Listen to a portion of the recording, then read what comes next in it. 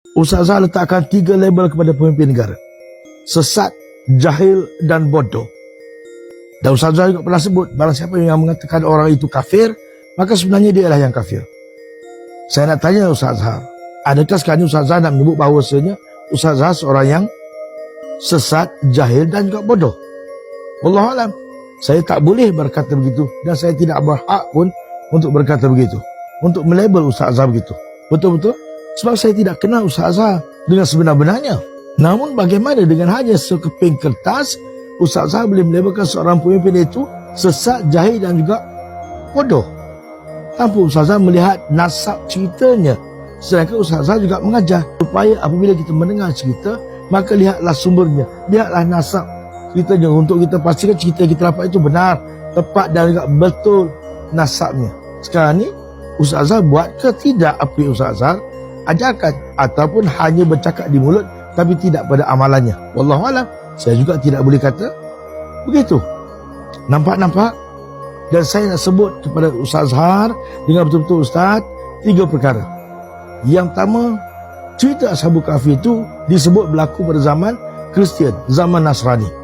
Yang kedua, tidak pernah, saya ulang, tidak pernah disebut Ashabul Kahfi itu adalah pemuda Kristian. Tidak pernah. Dengar betul-betul. Yang ketiga, disebut pemuda Ashabul Kahfi ini sebagai pemuda yang beriman dan ditingkatkan keimanan oleh Allah Subhanahu wa taala.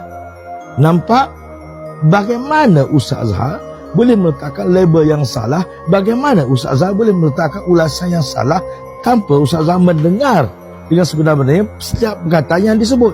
Dan saya tak tahu, wallahualam, ketika Ustaz Azhar buat ulasan, adakah ulasan itu bersandarkan kepada lidah yang beriman kepada Allah Subhanahu wa taala berdasarkan ilmu, ataupun lidah itu berdasarkan bias ustaz kepada parti tertentu, kecenderungan ustaz kepada parti tertentu.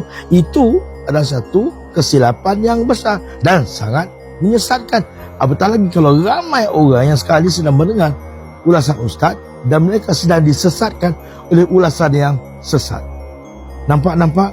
Sebab itu seorang agamawan harus dan wajar berhati-hati ketika bercakap, kerana mereka ada pengikut, mereka ada follower, mereka ada yang mendengar, yang sami'na wa ata'na kepada mereka. Semak betul-betul, jangan hanya mengikut dan mendengar saja, akhirnya anda sesat lagi disesatkan.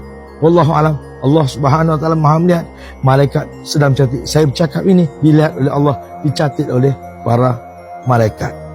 Sentiasa semak fakta. Assalamualaikum warahmatullahi taala wabarakatuh.